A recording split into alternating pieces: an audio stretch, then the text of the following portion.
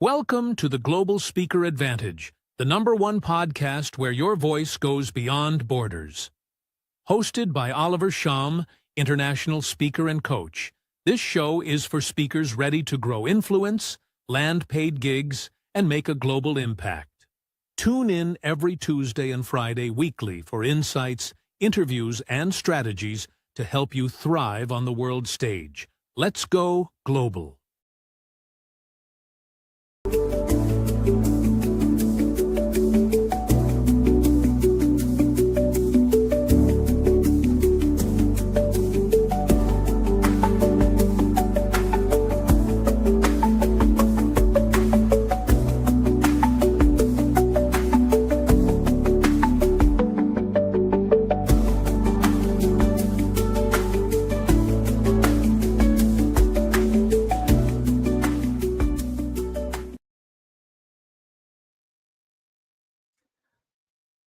This is the Global Speakers Advantage podcast, where every episode is a masterclass. My name is Nshom, and I am your host for today. We are on a mission to touch every speaker in every corner of the world, to stretch with their messages, to inspire with their words and stories, and to create a global impact. Let's make this count. Today is another very special episode, and our guest is all the way right from beautiful country of Singapore. And before we dive deeper into this conversation to introduce our guest, I would just love you, our listeners from around the world, Germany, United States, Africa, Asia, like in Singapore, in Malaysia, to just hear what some of the listeners, young people from Africa, they're saying from about what they are learning from this podcast and how it is impacting their lives. So let's hear one or two voices from the listeners of the week, and we are going to be right back to introduce our special guest. Enjoy that. Hello all, my name is Konyi Gotran from Douala, Cameroon. I am this week's spotlight listeners to the Global Speakers Advantage podcast. I do tune in every week, Tuesday and Friday, because this platform do not just ignite and inspires, but it reminds me of the fact that my story, my voice, and my purpose matters a lot, locally and globally. Indeed, since I started listening to the Global Speakers Advantage podcast, it has energized me and empowered me to embark and rise up with new energy for my MSc thesis. Listening to this wonderful podcast weekly endows me and brings me to the front row seat of greatness every single week. To everyone out there listening to the Global Speakers Advantage podcast, I encourage you to dream boldly, to speak fearlessly, and to keep on listening to this wonderful platform, because it is not just a show, but it is a movement. A big shout out to Coach Oliver Nshom and the entire team out there. Cheers. Hello all, I'm Billy Stephanie from Bamenda, Cameroon. I am this week's spotlight listener of the Global Speakers Advantage podcast. And why do I tune in every Tuesday and Friday? Because this podcast doesn't just inspire, it ignites. It reminds me that my voice, my story, and my purpose matters, both locally and globally. If you're listening to this, I just want you to keep watching. I want you to keep moving. I want you to understand that life is a journey and we should never give up. Keep watching the Global Speakers Advantage podcast, because someday you will tell your own story. Thank you, Oliver, for creating this opportunity, and I'm so grateful to be this week's spotlight listener on the Global Speakers Advantage podcast. Over to you, Oliver Nshom. And that was it, dear friend, listener of the Global Speakers Advantage podcast. Today, we have a very special guest, and she is all the way from Singapore. This is not any other person, but the one and only storyteller queen, Anna Ong. Anna Ong, you're welcome to the Global Speakers Advantage podcast. Hi, Oliver. Thank you for having me and inviting me to be in your podcast. That's amazing. It's such an honor. It's such a privilege. It's such a blessing for us to have you here at the Global Speakers Advantage podcast. We have thousands of people that listen all around the world, and we are touching lives of young people, aspiring speakers, who want to make the world a better place through their stories. And we are very privileged to have you. I see you as the queen of storytelling, and you're so passionate about doing it. So tell us a little bit about yourself and how this journey began. Okay, so all started with I quit banking. So I'm a former banker. I used to be in banking until throughout my entire career until I quit in 2016. And after that, I traveled around the world, mostly in South Africa and in the United States, trying to look for my passion and purpose. I thought I'd go into tech, but tech felt a lot like banking. So I ended up trying out comedy for fun and fell into storytelling. I decided that's what I wanted to do. I wanted to tell stories. When I came back to Singapore in 2019, I was looking for a place to tell stories, but couldn't find any. So stand-up comedy open mic nights just wasn't working because my stories weren't landing. I was getting too long to get to the jokes. So I complained to one of my friends, and he then asked, "What's stopping you from starting your show?" And I go like, well, nothing other than the fact that I have zero experience. I have no contacts or street credibility in storytelling, and I was a nobody. But sometimes you have to be a somebody. But then sometimes you have to be the person who you needed to be to do what you wanted to do. But I also figured because I was a nobody, I also got nothing to lose. Oh, yeah. So I decided to give it a shot. So I found a venue, found the speakers, which are storytellers, which are my friends, and then audience was a bit of a question mark. I remember 3 weeks before the show, I was in New York City, and I realized that I only sold 30 tickets, which is not bad, except my theater sits 110. I think you'd notice there's going to be a lot of empty seats.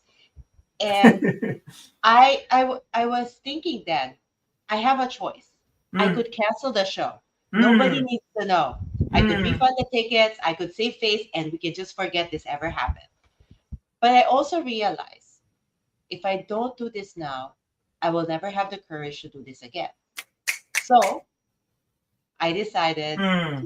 I decided to continue on, and I said to put myself out there. I went out to social media.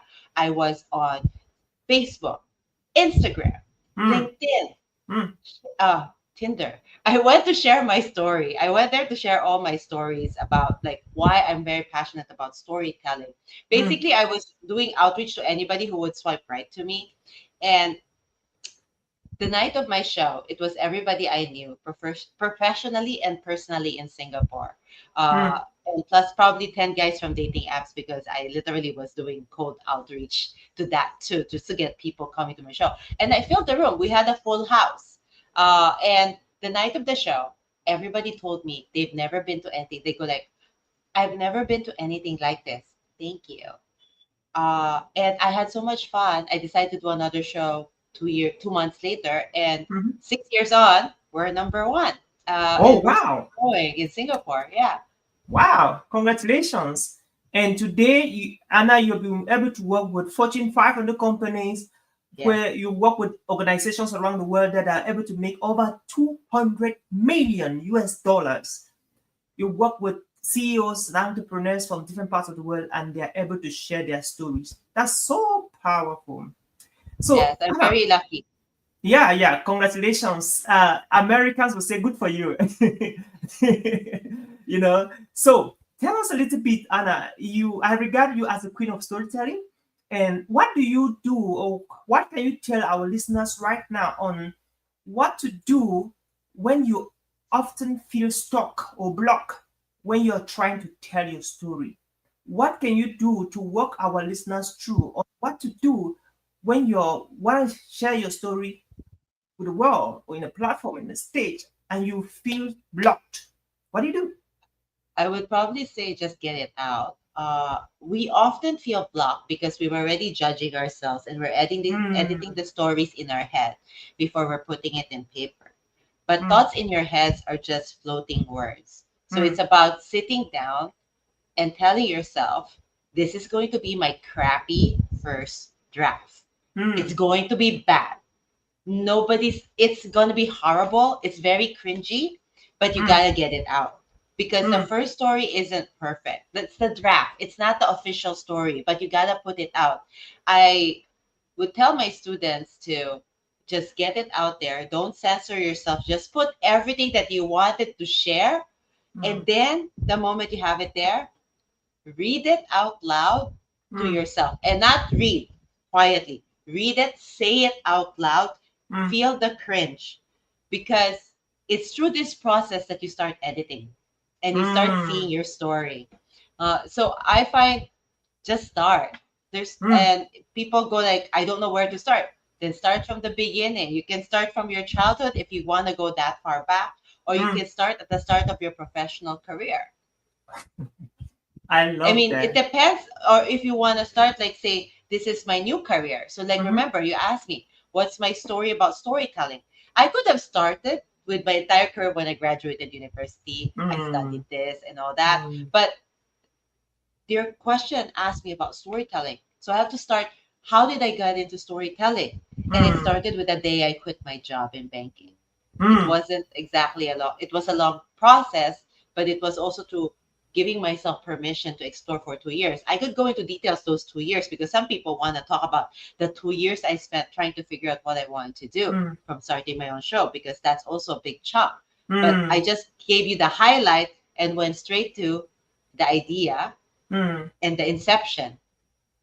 I got you. So that's getting very interesting, Anna. So what do you have to say to people who really have the passion to tell stories? They have stories, which I believe everybody has a story. What do you have to say on how people can tell better stories, not just stories, but better stories, engaging and captivating stories, Anna? Well, I would probably say they need to follow my content because I write a lot about that. But also watch. If you like watching TV shows, think about how your favorite shows are, how they structure it. I think my issue is when I watch TV shows, I literally could see the story scaffold. Like as I'm watching the show, I could see how characters change. It's very annoying because it's very hard for me to switch my brain off when I'm watching a show or a movie because I literally will get into the storyline. So it's about inviting you to start watching and reading your books about stories through another lens and seeing the structure. How did they build up on the character? How did they build up to the climax? What was the story arc? What was the storyline? I love that. I love that. And so, yeah, you're just joining us. This is the Global Speakers Advantage podcast. You can ask a question live to Anna, and of course, you have the honor for her to answer your question directly live, even as you dive deeper. Of course, also let us know the part of the world you're watching us from. Are you watching us from Georgia, Florida, California, Washington, Minnesota, Michigan, Africa? Which country from Africa? Is it Cameroon, Nigeria, South Africa? Just let us know. Is anybody awake at this time? I really wonder if some people are awake, but we have some early risers and some late risers, whatever. Yeah. So it will be the night owls. Yes. Yeah, it's actually the night owl to a lot of people around the world. So I read one of your posts on LinkedIn. I was so engaging, and here is what I picked out from it. You're talking about toxic work environment in the post. It's not long. I think it's a couple of weeks behind. You said if no one actually bothers by what you are saying, you are probably not saying anything that matters. And you continue to say, and if no one loves it, maybe you are still playing it very safe. So, Anna, Uh, what do you mean when you read these lines, please? Basically, it means having a point of view. If Mm, you don't have a point of view, and you're very neutral, then you're playing it safe. I think in mm, terms of toxic work environments, a lot of people just wanna disengage mm, because they don't wanna rock the boat. But mm, then that's also not having a point of view. People who have very strong viewpoints are also probably the ones who are stronger in telling their stories. mm, So in storytelling, we often have to have a point of view. mm. If you want to win over, like the heroes, Yeah, you keep the hero. mentioning the hero's journey. Mm-hmm. Each hero has a strong point of view. Mm, They have a strong belief on what is good and what is mm, not good, and mm, they know what battles to fight. mm, So if you stay on the sidelines and you just want to keep neutral, then mm, that means you have no point of view. I would say I'd rather be disliked for who I am than to mm, be liked for somebody I'm not. And when mm. we not try to please everybody, nobody really knows who you are as a person. Yeah, I love that. And so this is so your career in banking. You did banking for over 16 years. In About the yeah, banking sector, and you got up one day, 1 week, and 1 month, and you got a flight ticket to South America without any return flight. yes, And you came to South America. You in America, you got a trigger. Something happened that got you on fire, and you went back to Singapore. And here you are today, coaching thousands and inspiring nations on the importance of storytelling. That's quite an interesting journey. So I want to put you in a little bit of a cup ball right now, Anna. Okay, I'm going to give you maybe three words, and then you're going to choose one, and then maybe in 60 seconds you tell us a story. In 60 seconds, you see your storytelling framework. A little bit like number one, banking. Number two, octopus. Number three, uh, Tianjin International Airport, which I love so much. You know, and I was wondering, what of the which of the words do you want to pick out, and then share with us a short story from this word. uh, Changi. I guess Oh, it will have to be Changi. oh, pretty good. So, Okay. so when I left Singapore in 2016, I had no intention of ever coming back because I was done with Singapore. Mm, But however, after traveling to different airports in the United States and in South America, I realized something. I think it was when I was somewhere in uh, it was it was November 20 it was November 2017, oh, and wow. I was in my apartment in Buenos Aires, Mm, and I realized that I wanted to go back home to the Philippines where I'm from for Christmas. But I mm, wanted to come by Singapore to see my friends because I suddenly realized like I really miss my friends. However, did not think it through. I'm somewhere at the very end of the world in Buenos Aires and decided like, oh no, how am I going to do it? So found a flight going via Australia, stopped by Singapore first before mm. going to the Philippines. And as the plane was landing, I hear the pilot says, and to all our residents and citizens of Singapore, welcome home. I felt my Wow. eyes start to tear up and like my heart, I felt this warm sensation in my chest, and I realized like that was the moment I realized like Singapore will always be my home, and how Changi Airport is my Oh, happy place. wow. I love that. So this is so interesting. You talked about not giving up when you are starting, the importance of going to do it no matter what people think, what people say. And that is like a big one to people watching us right now, because and those who are even going to watch, because a lot of people out there, they got beautiful ideas, beautiful dreams, great book titles, great stories, and they really want to write the books. They really want to travel to the countries like you did. They really want to start the project, start the company, start the organization. But guess what, Anna?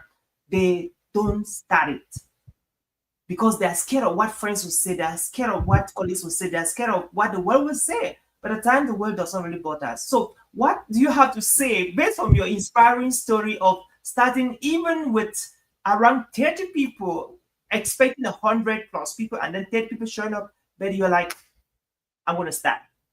What word of encouragement do you have to share to our viewers who will be watching on the importance of starting no matter what, please? So I guess for me, my answer would be like, if not now, when? Because if you see life as a series of experiments, it's just about trying it out. You don't necessarily have to commit to it. You try something, you see, do you like it or do you not like it? My deal with myself when I started my show was not, I didn't think I was going to start a show that will last for 6 years. I told myself, it's just one show. And if it doesn't work, then you know. But in only for me to realize whether it'll work or not is I have to give it my 100% effort. So that's what I decided. When it was 30 tickets, and I go like, if I don't do this now, I'll never have the courage to do this again. So I go, you know what? We're giving it our best shot. We're doing it. If it did not work, and it isn't because I didn't try hard enough, because I think the regret I will have is that I would not, I didn't try hard enough. If I just gave up then. So I decided, like, you know what, let's do it. So it was uncomfortable putting myself out there. I was extremely private. I even when I was traveling around the world, I wasn't posting on social media what I was doing. I told my friends the only time I post on social media is when I'm bored. That's it. Because otherwise, I'm too busy living my life. So so for me to put myself out there and start telling people about things I really care about, that was really scary because you're right. Yeah. You will get judged. But guess what? And this is what I gave in my last fireside chat. What other people think of you is none of your business. It's about them, not you. People's opinions, when they say, you know, you shouldn't do that, you need to be more careful, they're telling you their values are their risk averse, not you. So what other people think of you and tell you what you should do is none of your business. It's their business because it's all about them, not you. Because they see your life through their eyes, not you. They're not you. Oh, and by the way, if you're worried about people judging you, you're your own worst critic anyway. And I realized this early this morning. I had this thought, and funny enough, it was from watching a TV show called Young Sheldon, where one of his teachers says, Socrates says, anyone who lies to themselves has an enemy inside their head. And for me, I go like, yeah, so which is also known as our harshest critic, because we have a tendency to lie to ourselves. Which is also why it's just like, no, you're not ready. It needs to be perfect before we get that story out. Nobody's gonna read it. That's us telling ourselves. Nobody else told you that. And what I find when people are like, when I hear chatter, people are, oh, so and so says, people are telling me about this. So I tell people who tell me that people tell them and tell me about their opinions. I go, if they have a problem with me, they can tell it to my face. Otherwise, it's noise. Wow. Wonderful. I love that's a powerful punchline there, Anna. So this is so interesting. This is very interesting. Now, you've been training people from different countries with your storytelling slam, project, which has turned a movement right now. Now, let's talk about the success story. I know you've really touched lives and all of that. Which are some of your success stories, that at times one of the greatest joy of a trainer, a speaker, is the results that his or her work is having right out there. Do you have some success story you want to share with us?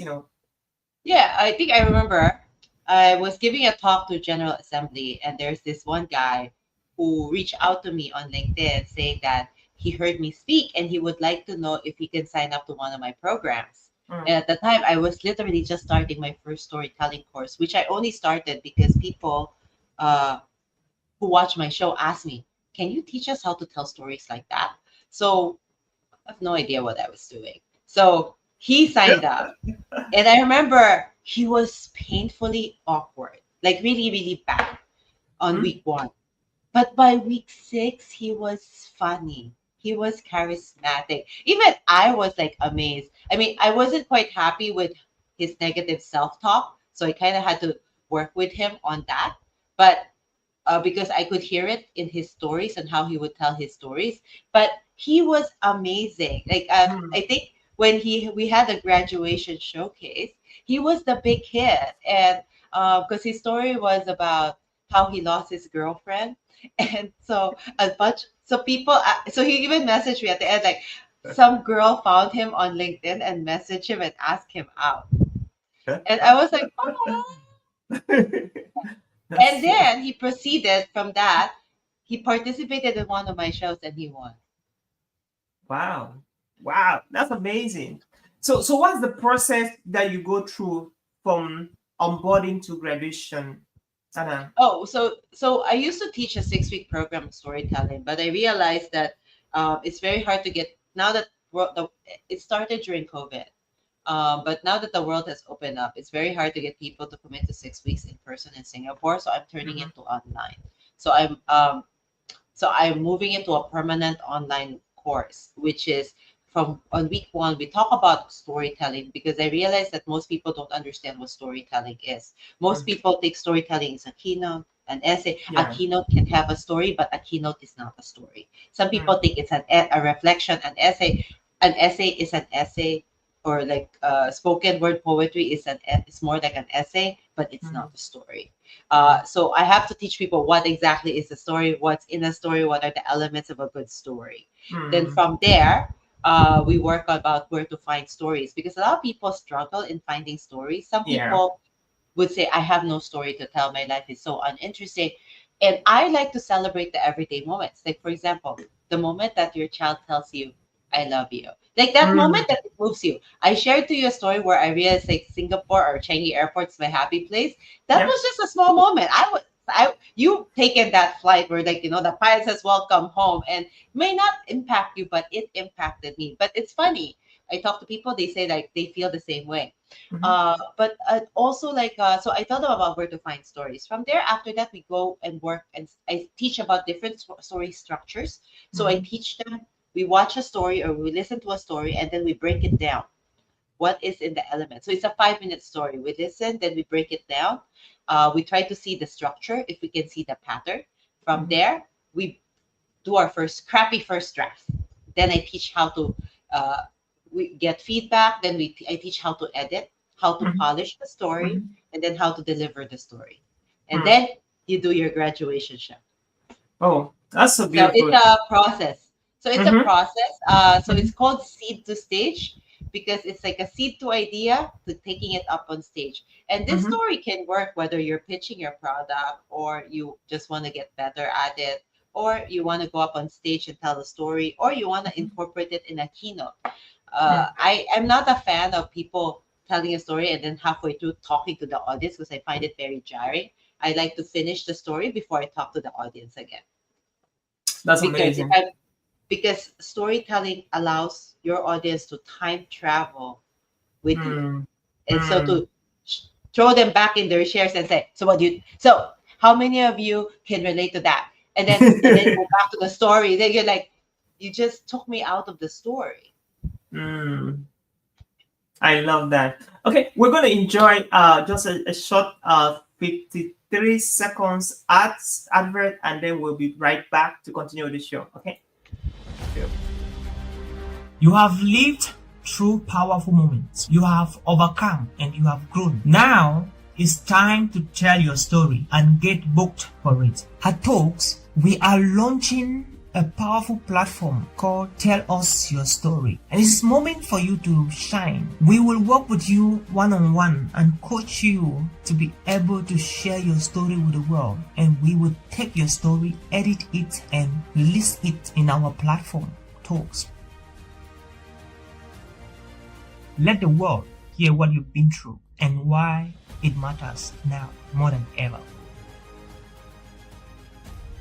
Spots are limited. If you're ready to turn your story into your stage, now is the time.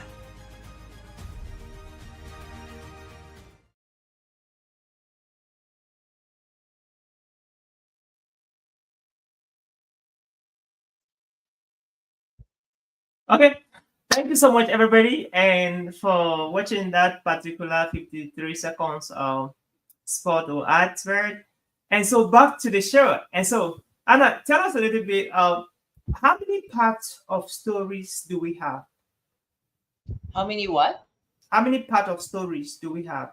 How many parts can we say a good story should be having? Because some people talk about body introduction, body conclusion. So, how many parts is a good story supposed to be having? I don't think there's a standard. I mean, some would say story should just have a beginning, a middle, and an end. That's like the basic three-part structure of a story. But I would say a story can also just be two parts, before and after, comparison and contrast. Because if you think about it, a story talks about a change. That's it. No change, no story.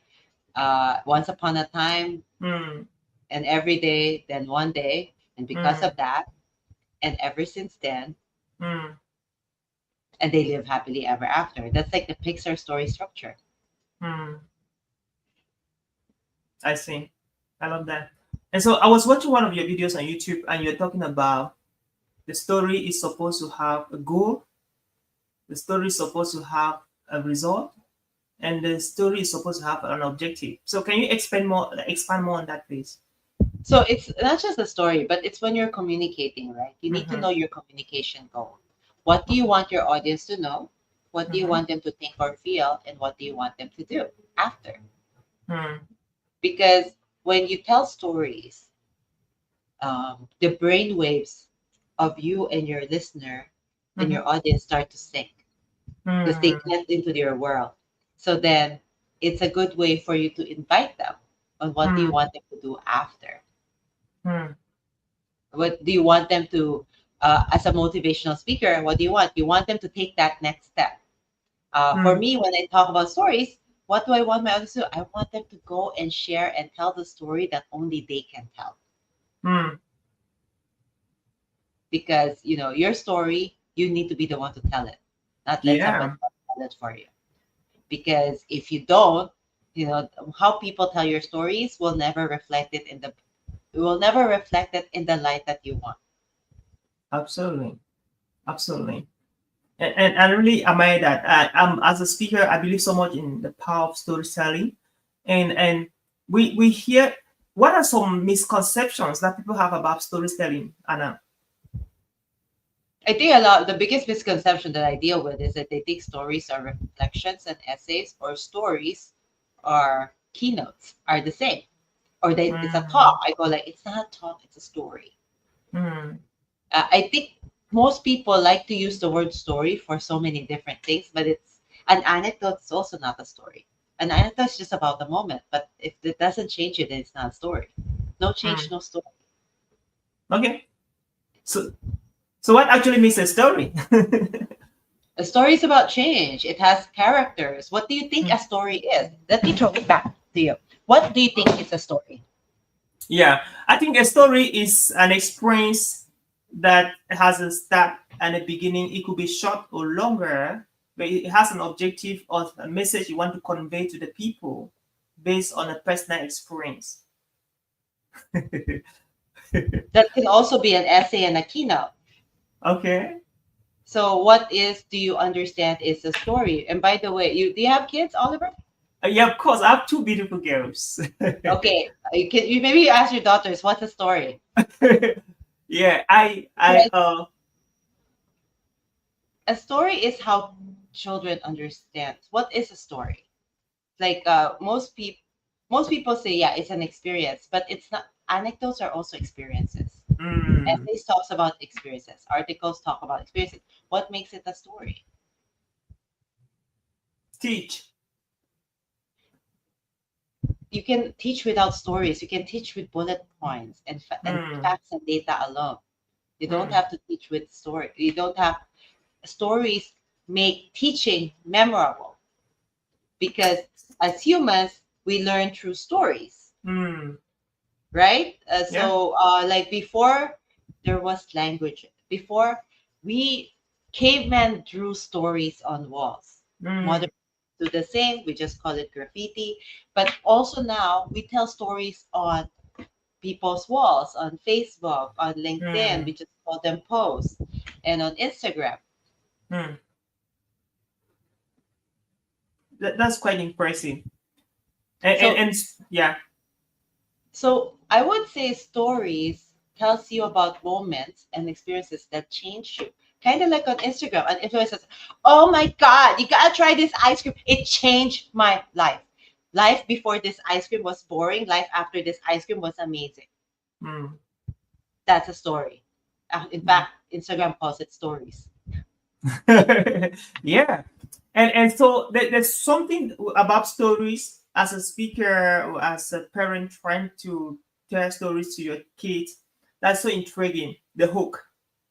Can you tell us about the hook? Some people talk about the first 10 seconds, the first 20 seconds, the first 30 seconds. So where does the hook, where is it supposed to come? And why is it too important? And how many seconds should you take within your storytelling journey to bring the whole place? It's the first 3 seconds. Oh, three. For me, 3 seconds. it's the first 3 seconds. You do it on LinkedIn, you do it on social media, videos. You gotta capture the audience within first 3 seconds.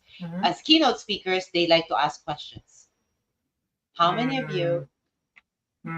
So you don't waste it with good morning. You most speakers like to open with a question, or they wanna hook people with either a video, or they wanna hook people with a story. So everyone does it differently. But in a story, you want to hook them up. You want to hook people. So before, traditionally, it was called Once Upon a Time. But if you look at movies, how do they start? What's your favorite movie, Oliver? Me Coming to America. Okay, how did the story start? The story starts in a very, very unpredictable way, with drums, background sounds, and people are moving in groups, and it's so engaging and interesting to see how at the end it's gonna look like. So amazing. Okay, so it's like that's how they hook you, right? They open up in the middle of a scene. Yeah. So you want your first line to count. For me, in storytelling, the first line matters the most. Yeah, I totally believe with that. I personally practice that, and it really works like magic.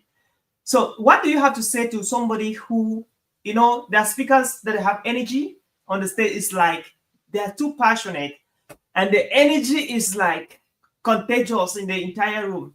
And some speakers are very introverted. They're introverted. They are calm, composed.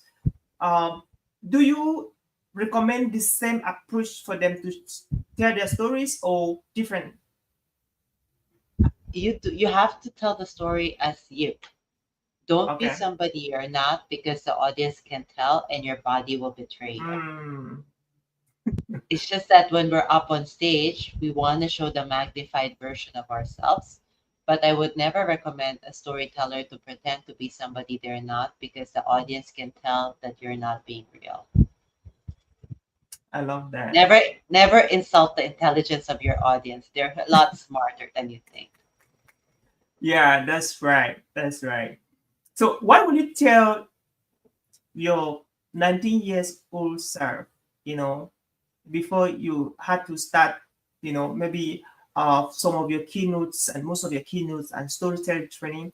What will you do different, if you have to start everything from scratch with the artificial intelligence where we're living right now, fast of everything? I would have bought Bitcoin when it was at $500. That's what That's interesting. What? that's what I would have done. I would have bought Bitcoin at 500. Oh, cool. I would say I would probably depends, right? Like if I was like 19 years old, I would have just told myself to pursue my passions and Mm, not follow what my parents wanted. Banking was something my parents wanted. I mm, wanted financial independence, so banking mm, provided that one. So it was a means to an end. Did I regret going to banking? I don't, because I still love financial markets because I see mm, financial markets, they tell a story. mm, I look at the chart index and I can see how the emotions of the investors are, whether they feel mm, optimistic or they feel negative. I see the patterns, and mm, storytelling allows you to see patterns. So for me, I still love it. It's just that now I'm not in it because I don't like the politics of banking, but I mm, still love the I work when I was in banking, I worked only in one area, financial markets, which is like the trading floor. And I still love mm. it. I Awesome. still like it. I still look at the charts because I go, Mm, they tell a story. I go, I don't, you guys don't see it. I see a story every time it drops. What happened here? There's something that mm, happened here. It shut up. What happened here? So mm, then I look because I find they all tell stories, mm, and so I don't I would probably have just encouraged myself to have more courage to figure out what is it I was really passionate about because I never did that when I was younger. I just kind of did what I was told to do, which is like, go to work in banking. And I mean, like literally, I was been told since I was 3 that I was going to work in a bank. So Oh I my just God. went there. I get you. So Anna, what will you tell a young girl, of 21 years watching this show right now or to watch after in in in Texas, a young boy in Africa or there in Europe about three key things to consider before launching a career in the professional speaking space? What are the basic thing that every aspiring speaker listening to us right now need to have at the back of their minds when they are thinking about launching a career in the speaking industry, please? Well, first you gotta like speaking. I think Mm, you have to first like it. Not everybody does. You mm, gotta like it. You gotta have a thick skin, and you gotta find any stage that will take you. If you look at stand-up comedians, it's all about getting stage time. And mm, how I did it is, I did not tell you this, Oliver, but I was rejected by a by a speaking group, and I go like mm. they did not want me, so I created my own stage. Oh, Nobody's stopping you from building your own stage if mm, nobody wants you. But I would say get speaking time. I had to do it the hard way because I had to build my own audience. But if mm. someone gives you an audience to speak in front of, take it. That's why a lot of stand-up comedians start off with going to a lot of stand-up comedy open mic nights because they just need stage time and practice. It's like going to the gym. You gotta need to get your reps in. That's amazing. I love that. And so, how can actually somebody listening right now who wants you to train him or her in your, the stories movement? What is your story slam? How can they reach out to you, and what information do you have to say to those who would definitely love to reach out to you to be trained on the storytelling approaches or Oh, methodology? okay. So if you want to learn storytelling from me or at least get more information, I have a lot of got a lot of free stuff. But you Mhm. can look for it at you can connect with me. I'm on LinkedIn. Okay. That's normally the fastest way to reach me is through LinkedIn. You can find me, Awesome. Anna Ong, What's Your Story Slam. Mhm. Otherwise, through my website, www.anna-ong.com. Mhm. That's pretty amazing. So Anna, what are your parting words to those who listening to us before I ask you the quick fast questions? What I would say, if you want to pursue, if you have a story you've always wanted to tell, Mm-hmm. or you want to pursue a career in speaking, or just want to just try putting yourself out there, uh, just do it. Don't hold yourself back. And remember, And if the voice in your head says, "Oh, but people will judge me," trust me, you've told worse things to yourself. So what other people think of you is none of your business. That's my take home. So powerful. So, what are the three things you can't travel for a week without holding with you, Anna? Sorry, what are the three The things that three I things you cannot travel for any speaking gig in America, in Europe, in Asia without having. Three key things. I guess for me it would have to be my phone. Mm-hmm. I don't know. I have to think about that. Normally, I don't really carry a lot of stuff with me that I need. I like to have my water bottle with me because I Oh, have a drink that I like to drink to okay. for my throat, Mm, especially when I know I am speaking. So I like mm, to have it's like 2 tablespoons of hot apple cider vinegar, 1 tablespoon of honey, a dash of lemon juice, mm. hot water, and some cayenne pepper. It's very good Oh, for the throat. So I like to bring my water bottle with me, and normally would like to have that one as a concoction. Uh, if I am speaking and I need to have if I have to have slides, then mm, I bring my own clicker and adapter because mm, sometimes venues don't have it. So you gotta be prepared for things, or also be comfortable enough to be able to speak without a script, and you can do mm-hmm. it with book charts if you need to. Amazing. Amazing. What's your favorite book ever read? Sorry, what's that? The favorite book you ever read? So I like so one book that I do enjoy reading is the uh it's funny. I was thinking about it before. I used to read a lot the Atlas Shrugged Okay. by Ayn Rand. Oh. But one thing I'm getting really into right now is Greek mythology again. I went to Greece earlier this year in January, and Mm, I fell in love with Greek mythology all over again. Love the so Edith Hamilton's mythology. Read that when I was in high school. Still mm. reading it now. Oh, that's so cool, bro. So, what's the most the beautiful country you ever traveled to apart from Singapore? Of course, you're in Singapore. You're a citizen of Singapore. So, which country do you have kind of the greatest memory of that you've been to before? So I really like Greece, but I also am I love Colombia. As a I would say in South America, Colombia Mhm, is one of my. I think the Colombians are the nicest people. Peru mm, is mhm, amazing to go on a road trip. mm, Mexico, surprisingly, very close to the U.S.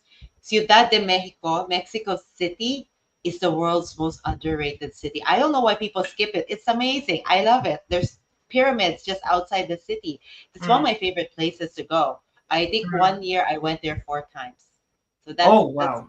I love the city so much, Mexico City, and I love Peru. I've been there 3 times. Mm, Colombia, I live there, love it. Argentina is amazing. Athens, is my Greece is my new favorite right now. oh, I was also in Spain. Spain and mhm, Italy quite enjoy it as well, because I think the Southern Europeans are much warmer, quite mm, like it. They're very similar also to Latin countries. That's why I mm, like, if you notice, I like Latin countries because they're a mm, lot warmer. I grew up in the Philippines, so I feel I mm, connect so much to Latin countries.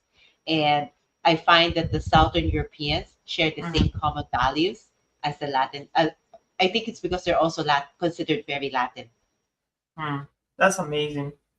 And so it's so fun. I'm so excited to know you grew up in Philippines. One of my staff, Glacia, is working virtually from Philippines, and she's very very good in what she's doing. So last question is this: how do you want the world to remember Anna? Oh, I would probably just remember, well, for me, it's like the storyteller who says the shortest distance between two people is a story. hmm. I love that. And that is how we saw it for today, Anna. Thank you so much for being a guest at the Global Speakers Advantage podcast. This is the second time I'm having a podcast at this time of the night, this time, and it's always coming from Singapore. Singapore is a great country. I stay awake almost at 11 p.m. midnight to have conversations with my friends from Singapore, and you have just made it so powerful today. And we are so grateful, and thank you for your time and for sharing your thoughts with us at the Global Speakers Advantage podcast. So thank you for having me. You're welcome. It was such a pleasure having you here. And so to our viewers around the world, that was it for today. Like you already know, make sure that you don't just listen to the podcast, but make good use of it. Make sure you act upon what you receive, because knowledge and information without action will not make you powerful, will not make you change the world. So if you want to change the world, get to action. As you heard from our guest Anna, take action, brutal action, execute all the time. And you always learn in the process of doing it, and not when you're sitting down. And of course, if your story is real, you are never far away from your stage. So your stages are just by your side. Your stages are just beside you. The question is, do you have a real story? Because if you have a real story, the world would hear you. We see you, I see you, and we believe so much in you that you can change the world. Until again, we meet the next time. Remain blessed, and of course, we are looking forward to see you at the top. Stay blessed and make the world a better place. You have lived through powerful moments. You have overcome and you have grown. Now it's time to tell your story and get booked for it. At Talks, we are launching a powerful platform called Tell Us Your Story. And it's a moment for you to shine. We will work with you one-on-one and coach you to be able to share your story with the world. And we will take your story, edit it, and release it in our platform, Talks. Let the world hear what you've been through and why it matters now more than ever. Spots are limited. If you're ready to turn your story into your stage, now is the time.